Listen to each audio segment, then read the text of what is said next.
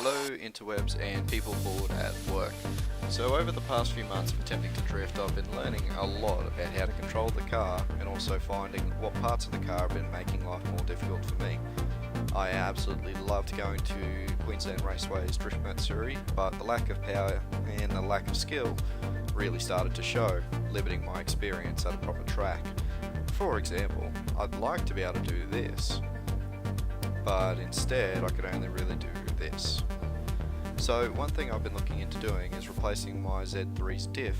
It is a factory LSD, but it's not designed for this sort of punishment, and 2 weeks ago it started to fail on the track out at Benarabi Raceway.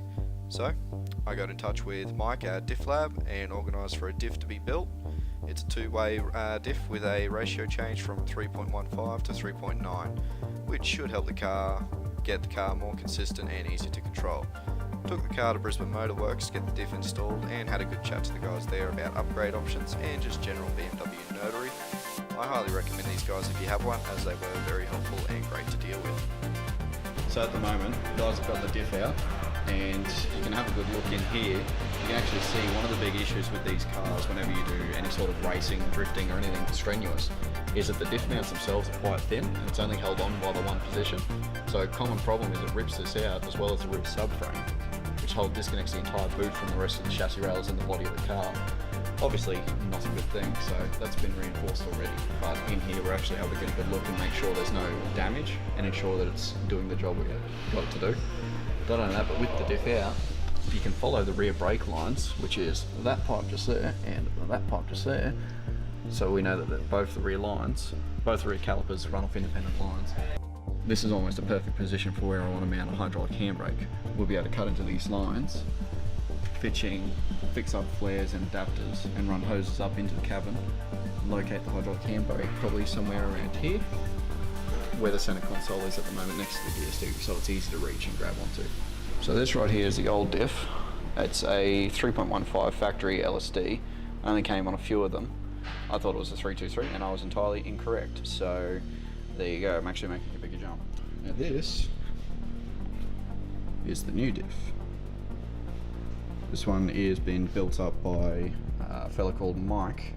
Runs his own little shop in this area called Diff Lab.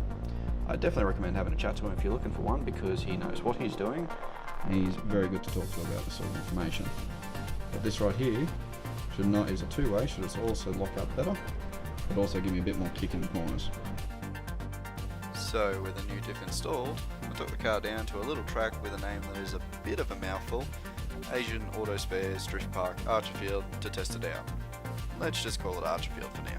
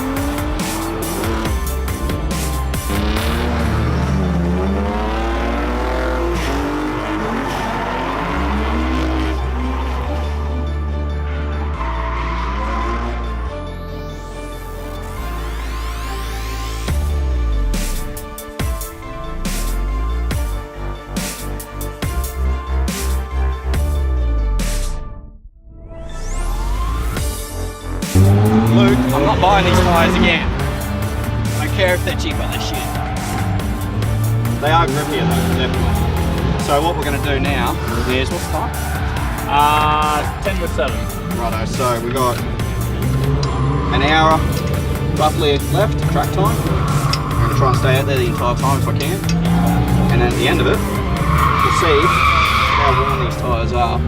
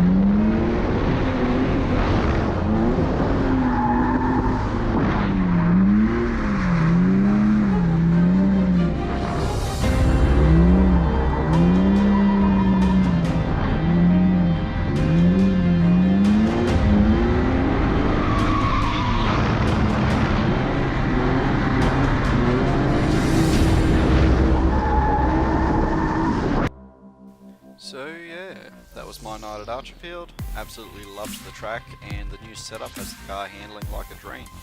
Learnt what tyres I won't be buying again, and had a load of fun. I'll definitely be back at this track again, and I can't wait till the next event that I'm able to enter.